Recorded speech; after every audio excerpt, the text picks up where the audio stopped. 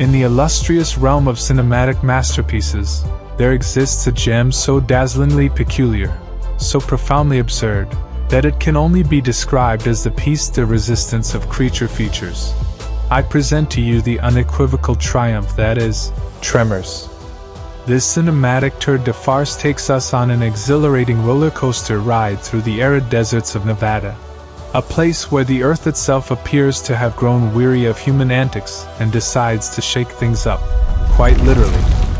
Our escapade commences in the charmingly isolated town of Perfection, a quaint hamlet whose residents are blissfully ignorant that their lives are on the brink of being shaken, stirred, and quite possibly vomited out like a poorly mixed cocktail. Leading the charge is none other than the illustrious Kevin Bacon, portraying Valentine McKee. His facial expressions are a study in themselves, oscillating between mild perplexity and what can only be described as the countenance of a man in the throes of an existential crisis. Oh, hell, man, no one ever saw anything like this. We're really onto something here. Alongside him is the incomparable Fred Ward, essaying the role of Earl Bassett, a character whose charisma matches that of a soggy cardboard cutout. The plot revolves around colossal subterranean creatures with an insatiable appetite for human flesh, endearingly dubbed Grabbids, a moniker that reveals the filmmaker's penchant for subtlety. These subterranean menaces hunt their prey through vibrations, setting the stage for our intrepid heroes to tiptoe through the remainder of the film like they're on a stealth mission in a video game, only with less finesse and more questionable decision-making. Despite Kevin Bacon's impressive filmography, his portrayal of Valentine McKee raises eyebrows, leading one to wonder if he accidentally stumbled upon the set while searching for a more serious project. His facial expressions appear to be stuck in a perpetual state of confused bystander, leading the audience to ponder if the true menace in Perfection is the Grabbids or Bacon's elusive acting range. Fred Ward, however, injects a modicum of depth into his character, providing a much-needed foil to Bacon's lackluster delivery. Their bromance, albeit strained, attempts to convince the audience of a dynamic duo facing off against subterranean monstrosities. It's a tough sell, akin to marketing a bicycle with square wheels, technically feasible but inherently flawed. Tremors introduces a few more characters into the mix, such as Reba McEntire and Michael Gross, who appear to have wandered onto the set after making a wrong turn on their way to a more solemn project. McEntire embodies Heather Gummer, a gun-toting survivalist with more firepower than common sense.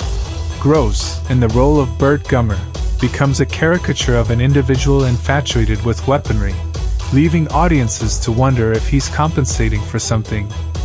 Spoiler alert, he probably is.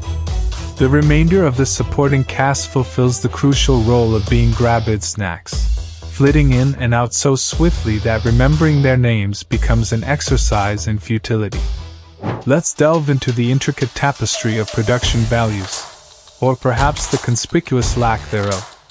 The Grabbids are ostensibly terrifying antagonists, appear to be rejected props from a 90s B-movie.